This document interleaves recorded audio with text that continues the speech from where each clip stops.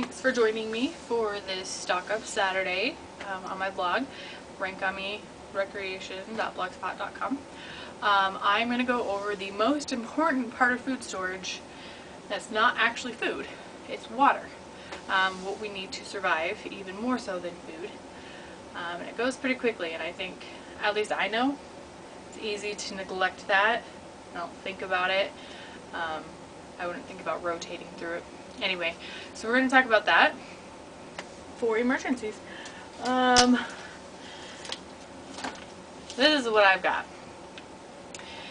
They say that the average person needs about a gallon of water a day prepared for emergencies, which when you calculate that, I think we've got 6 of these. We wouldn't last very long, my husband and I. But we'll go into that a little bit more. They say about half gallon for drinking is what you need, and then a half gallon for dishes, laundry, bathing, that kind of stuff. So we get these guys, dollar store, Walmart for $1, really easy. You get smaller bottles if you want. This was cheaper to go this way. I figure in an emergency, you're going to go through that. I mean, that's just one day for us. Well, technically one day for each of us.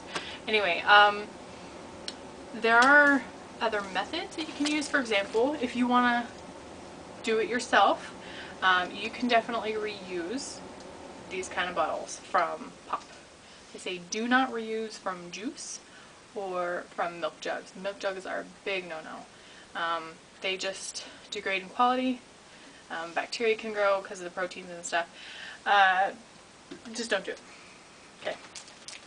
If you are doing your own water, like in the pop bottle, technically, as long as it's from the tap, you don't have to put chlorine or other purifiers in it because it's chlorinated water already.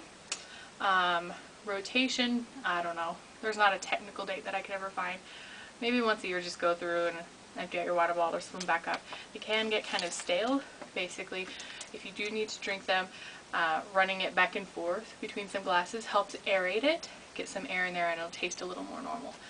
As for non-bottled sources in a really emergency, you can go to your hot water heater, your toilet tank, not the bowl, supposedly water beds, swimming pools. Some of those, especially like the water beds, they can leach chemicals from the plastic, so those wouldn't be so great for consuming. Where a swimming pool, depending on the chemical level, you might just use some bleach or other filter and be okay with it. But you can definitely use those as gray water, which is what you would use for washing your body or washing your clothing. So those are options as well. Now they say a gallon, right? I'm going to talk about kind of substitutions and how to lower how much maybe you need. So we'll go into that. So the first thing is substitutions. Like I said, we would not last very long because we do not have that much water stored up in our tiny little apartment. We're working on it, but still, we don't have a ton. But there are other things. We've got the pop bottle. Pop is not the best example because it's not really very hydrating. But if you have it, that's at least something. We don't drink it very often. It's kind of a special treat, so it lasts. Juice. Low sodium is nice. We'll talk about sodium later. We've got got a whole bunch of Concord grape juice that we made this summer from our backyard grapes. And then rice milk. Yeah, I get these free with couponing. Love it. So just a heads up, be on the lookout. One of my Tasty Tuesday blogs is going to be about using up one of these because you need to rotate them, obviously. One's coming up on expiration, and I'm going to make a pina colada panna cotta. I'm sure it's going to be to die for. I'm just kind of making it up as I go, but I love panna cotta. Anyway, back to food storage and emergency. So next, talking about how to reduce the water that we use and creatively use it. One way, again, back to this. If you have this, in addition to powdered milk storage, then you don't have to waste some of your water to rehydrate this. So I'm a big fan of making sure you have long food storage and short term, because you don't want to eat rice and beans every day for a month or who knows how long during an emergency, and then having to hydrate it and all that. So have some of this short term, make sure you cycle through it.